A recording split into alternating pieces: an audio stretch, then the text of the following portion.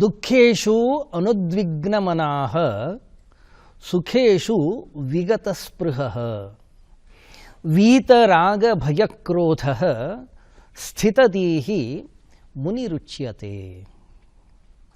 ಯಾರನ್ನ ಮುನಿ ಅಂತ ಹೇಳಿ ಕರೀತಾರೆ, ಯಾರನ್ನ ಸ್ಥಿತಪ್ರಜ್ಞ ಅಂತ ಹೇಳಿ ಕರೀತಾರೆ ಅಂತಕ್ಕಂಥ ಪ್ರಶ್ನೆಗೆ ಭಗವಂತ ಇಲ್ಲಿ ಉತ್ತರ ಕೊಡ್ತಾ ಇದ್ದಾರೆ. ದುಃಖೇಶು ಅನುದ್ವಿಗ್ನ ಮನಾಃ, ಜೀವನದಲ್ಲಿ ಯಾವುದೇ ರೀತಿಯ ಸುಖ ದುಃಖಗಳು ಸಂಭವಿಸಲಿ ನನ್ನ ಮನಸ್ಸು ಆ ದುಃಖದಿಂದ ಉದ್ವಿಗ್ನತೆಯನ್ನು ಹೊಂದಬಾರದು. ಹೊರಗಡೆಯ ಯಾವುದೇ ಘಟನೆಗಳು ನನ್ನ ಮನಸ್ಸಿನ ಪ್ರಶಾಂತತೆಯನ್ನು ನಾಶ ಮಾಡಬಾರದು. ಒಂದು ವೇಳೆ ಹೊರಗಡೆಯ ಘಟನೆಗಳು ನನ್ನ ಮನಸ್ಸಿನ ಶಾಂತತೆಯನ್ನು ಮೇಲೆ ಕೆಳಗೆ ಮಾಡ್ತಾ ಇವೆಯೋ ಹಾಗಾದರೆ ನಾನು ಮುನಿಯಲ್ಲ, ಅಂಥವನನ್ನು ಸ್ಥಿತಪ್ರಜ್ಞ ಅಂತ ಹೇಳಿ ಕರೆಯೋದಿಲ್ಲ. ಮತ್ತು ಈ ಜಗತ್ತಿನಲ್ಲಿ ನಾವು ಬಯಸ್ತೇವೆ ನನ್ನಿಚ್ಛೆಯಂತೆ ಜಗತ್ತು ನಡಿಬೇಕು, ನಾನು ಬಯಸಿದ ಹಾಗೆ ಎಲ್ಲರೂ ಕೇಳಬೇಕು, ನನ್ನ ಇಚ್ಛೆಯಂತೆ ಎಲ್ಲವೂ ಕೂಡ ಘಟನೆಗಳು ಘಟಿಸಬೇಕು. ಸಮಸ್ಯೆ ಏನಂತಂದರೆ ಈ ಜಗತ್ತು ನನ್ನ ಇಚ್ಛೆಯಂತೆ ನಡೆಯುವಂಥದ್ದಲ್ಲ. ಈ ಜಗತ್ತು ಒಂದು ನಿಯಮದ ಪ್ರಕಾರ ನಡ್ಕೊಂಡು ಹೋಗ್ತಾ ಇದೆ. ಎಲ್ಲಿಯ ತನಕ ನನ್ನ ಇಚ್ಛೆಗಳು ಆ ನಿಯಮಕ್ಕೆ ಅನುಗುಣವಾಗಿ ನಡ್ಕೊಂಡು ಹೋಗ್ತಾ ಇರ್ತಾವೋ ಆವಾಗ ನಮಗನ್ಸುತ್ತೆ, ಓ ಸುಖ, ಇದು ಸ್ವರ್ಗ, ಇದಕ್ಕಿಂತಲೂ ಶ್ರೇಷ್ಠವಾಗಿರೋದು ಇನ್ನೊಂದಿಲ್ಲ. ಜೀವನದಲ್ಲಿ ನಮಗೆ ಸಮಸ್ಯೆ, ಜೀವನದಲ್ಲಿ ನಮಗೆ ದುಃಖ ಯಾವಾಗ ಬರುತ್ತೆ?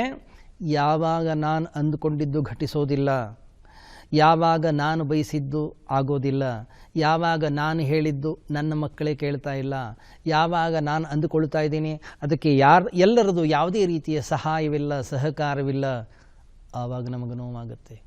ಯಾಕೆ ಹೀಗೆ ನಡೀತಾ ಇದೆ ಜಗತ್ತು? ನನ್ನ ದುಃಖದ ಮೂಲವನ್ನು ನಾನು ಹುಡುಕಿಕೊಂಡು ಹೊರಟ್ರೆ ಆ ಮೂಲ ಯಾವಾಗಲೂ ಕೂಡ ಎಲ್ಲೋ ಹೊರಗಡೆಗಿರುತ್ತೆ. ಸಾಮಾನ್ಯವಾಗಿ ನಮ್ಮ ಜೀವನದಲ್ಲಿ ಏನೇ ಸಮಸ್ಯೆ ಬಂದರೆ, ಏನೇ ದುಃಖ ಬಂದರೆ, ಏನೇ ನಷ್ಟವಾದರೆ ನಾವೇನು ಅಂದ್ಕೊಳ್ತೀವಿ, ಇದಕ್ಕೆ ಇವರೇ ಕಾರಣ. ಯಾರು? ಗಂಡ ಹೆಂಡತಿಯನ್ನು, ಹೆಂಡತಿ ಗಂಡನನ್ನು, ಮಕ್ಕಳು ಆ ತಂದೆ ತಾಯಿಯನ್ನು, ಅಥವಾ ಹೊರಗಡೆಯ ಜಗತ್ತನ್ನು, ಅಥವಾ ಸಮಾಜವನ್ನು, ಯಾವುದೋ ಸರ್ಕಾರವನ್ನು. ಯಾರೂ ನಮಗೆ ಸಿಗಲಿಲ್ಲ, ಹಾಗಾದರೆ ಪರಮಾತ್ಮ. ಯಾಕೆ? ಅಲ್ಲಿಂದ ದುಃಖ ಬರ್ತಾ ಇದೆ, ಅಲ್ಲಿಂದ ಸಮಸ್ಯೆಗಳು ಬರ್ತಾ ಇವೆ, ಆದ್ದರಿಂದ ನಾನು ದುಃಖಿತನಾಗಿದ್ದೇನೆ.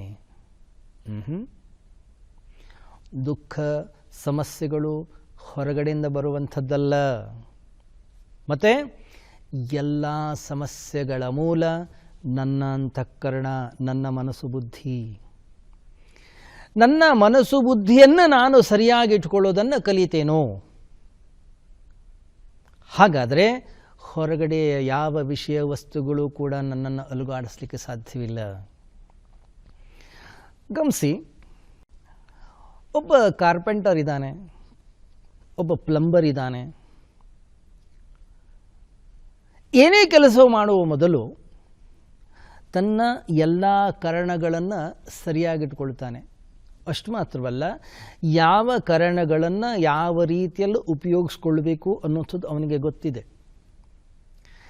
ಅಷ್ಟು ಮಾತ್ರವಲ್ಲ, ಅವನು ಹೇಳಿದ ಹಾಗೆ ಅವನ ಕರಣಗಳು ಕೇಳ್ತವೆ, ಉಪಕರಣಗಳು.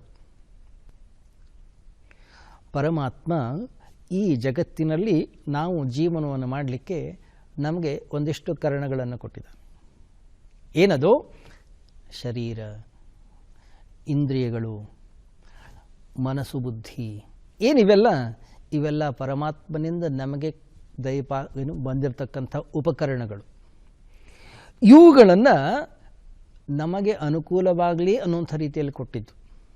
ಆದ್ದರಿಂದ ಇವುಗಳನ್ನು ಹೇಗೆ ಉಪಯೋಗಿಸಿಕೊಳ್ಳಬೇಕು ಅನ್ನುವಂಥದ್ದನ್ನು ನಾವು ಕಲಿಬೇಕು. ಇಲ್ಲ ಸಮಸ್ಯೆ ಆಗುತ್ತೆ. ಗಮನಿಸಿ, ಹೊರಗಡೆಯ ಜಗತ್ತಿದೆ. ಹೊರಗಡೆಯ ಜಗತ್ತಿನಲ್ಲಿ ಚಳಿ ಇದೆ.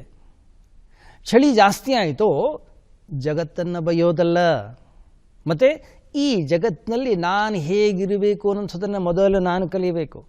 ನನ್ನ ಕೈನಲ್ಲಿ ಈ ಚಳಿಯನ್ನು ತಡೆಯೋಕ್ಕಾಗ್ತಾ ಇಲ್ಲ, ಹಾಗಾದರೆ ನಾನು ಸ್ವೆಟರ್ ಹಾಕ್ಕೊಳ್ಬೇಕು. ನನ್ನ ಕೈನಲ್ಲಿ ಈ ಶಕೆಯನ್ನು ತಡೆಯೋಕ್ಕಾಗ್ತಾ ಇಲ್ಲ, ಹಾಗಾದರೆ ಅದಕ್ಕೆ ಏನು ವ್ಯವಸ್ಥೆಯನ್ನು ಬೇಕು ನಾನು ಮಾಡಿಕೊಳ್ಬೇಕು. ಜಗತ್ತನ್ನು ಬೈಯೋದಲ್ಲ, ಹೊರಗಡೆಯ ಜನರನ್ನು ಬೈಯೋದಲ್ಲ.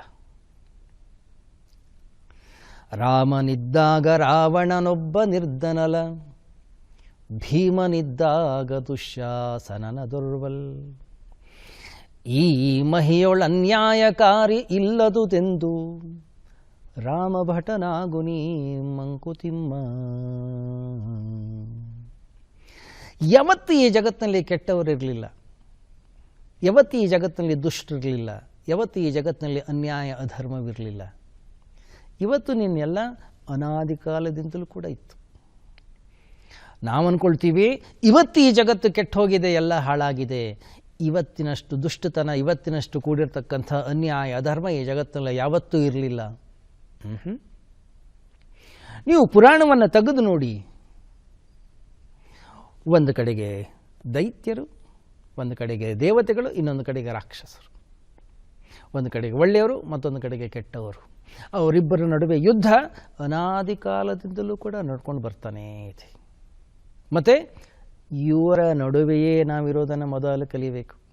ಹೇಗಿರಬೇಕದು? ದುಃಖೇಶು ಅನುದ್ವಿಗ್ನ ಮನಃ.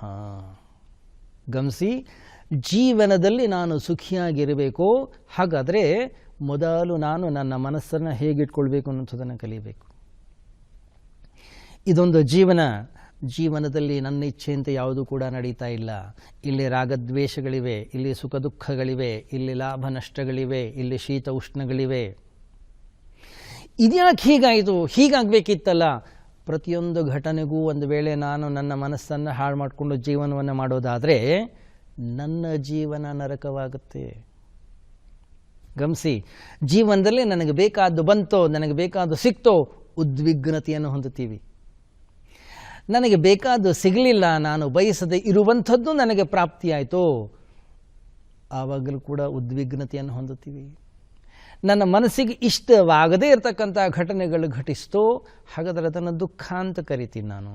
ನನಗೆ ಮನಸ್ಸಿಗೆ ಬೇಕಾದಂತಹ ರೀತಿಯ ಘಟನೆಗಳು ಜೀವನದಲ್ಲಿ ಘಟಿಸ್ತೋ, ಅದನ್ನು ಸುಖ ಅಂತ ಕರಿತೇನೆ.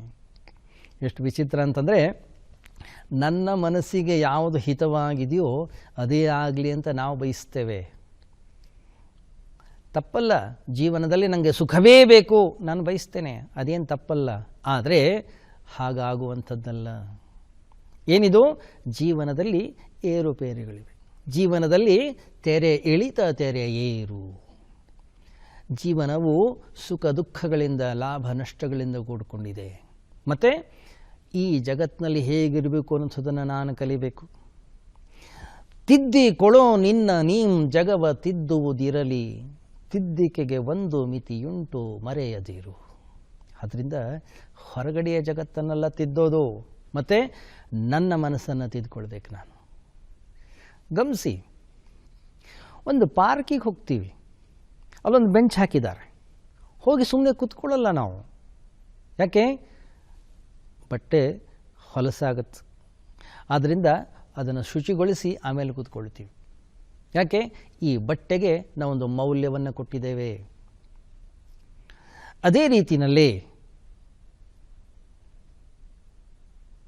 ಯಾರೋ ಏನೋ ಬೈದರು, ಯಾರೋ ಏನೋ ಹೇಳಿದರು, ಮೌಲ್ಯವನ್ನು ಕೊಡಬೇಕು. ಯಾವುದಕ್ಕೆ? ನನ್ನ ಮನಸ್ಸಿಗೆ. ಏನು? ಯಾವುದನ್ನು ಸ್ವೀಕಾರ ಮಾಡಬೇಕು, ಯಾವುದನ್ನು ಸ್ವೀಕಾರ ಮಾಡಬಾರ್ದು ನಮಗೆ ಗೊತ್ತಿರಬೇಕು. ಒಂದು ವೇಳೆ ನಮಗೆ ಗೊತ್ತಿಲ್ಲ, ಹಾಗಾದರೆ ಸಣ್ಣ ಸಣ್ಣ ಘಟನೆಗಳಿಗೂ ನನ್ನ ಮನಸ್ಸು ಅನ್ನುವಂಥದ್ದು ಉದ್ವಿಗ್ನತೆಯನ್ನು ಹೊಂದುತ್ತದೆ. ಗಮನಿಸಿ, ಜೀವನದಲ್ಲಿ ನಮ್ಮ ಮನಸ್ಸಿನ ಪ್ರಶಾಂತತೆಯೇ ನನ್ನ ಆಸ್ತಿ. ಸಣ್ಣ ಸಣ್ಣ ಘಟನೆಗೆ ಒಂದು ವೇಳೆ ನಾನು ನನ್ನ ಮನಸ್ಸನ್ನು ಅಶಾಂತಗೊಳಿಸಿಕೊಳ್ತೀನೋ, ಹಾಗಾದರೆ ನನ್ನ ಜೀವನವನ್ನು ನಾನೇ ನರಕಮಯವನ್ನಾಗಿ ಮಾಡಿಕೊಳ್ತೀನಿ. ಈ ಜೀವನದಲ್ಲಿ ಕೆಲವಷ್ಟು ಪಾಠಗಳನ್ನು ನಾವು ಕಲಿಯಬೇಕಾಗುತ್ತೆ.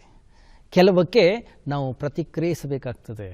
ಕೆಲವೊಮ್ಮೆ ಕೇಳಿದ್ದು ಕೇಳಿಸದ ಹಾಗೆ ಇರಬೇಕಾಗುತ್ತೆ. ಕೆಲವೊಮ್ಮೆ ಏನೇ ಆದರೂ ಸುಮ್ಮನಿರೋದನ್ನು ಕಲಿಬೇಕಾಗುತ್ತೆ. ಹಾಗಿದ್ದರೆ ನನಗೆ ಶ್ರೇಯಸ್ಸು. ಪ್ರತಿಯೊಂದು ಘಟನೆಗೂ ಕೂಡ ನಾನು ಉದ್ವಿಗ್ನತೆಯನ್ನು ಹೊಂದುತ್ತೀನಿ ಅನ್ನೋದಾದರೆ ನನಗೆ ದುಃಖವಾಗುತ್ತೆ. ಹೊರಗಡೆ ಜಗತ್ತಿನಲ್ಲಿ ಯಾವುದೇ ರೀತಿಯ ವ್ಯತ್ಯಾಸವೂ ಕೂಡ ಆಗೋದಿಲ್ಲ. ಆದ್ದರಿಂದ ಪರಮಾತ್ಮ ಹೇಳ್ತಾ ಇದ್ದಾನೆ ಇಲ್ಲಿ, ದುಃಖೇಶು ಅನುದ್ವಿಗ್ನಮನಾಹ ಸುಖೇಶು ವಿಗತ ಸ್ಪೃಹ.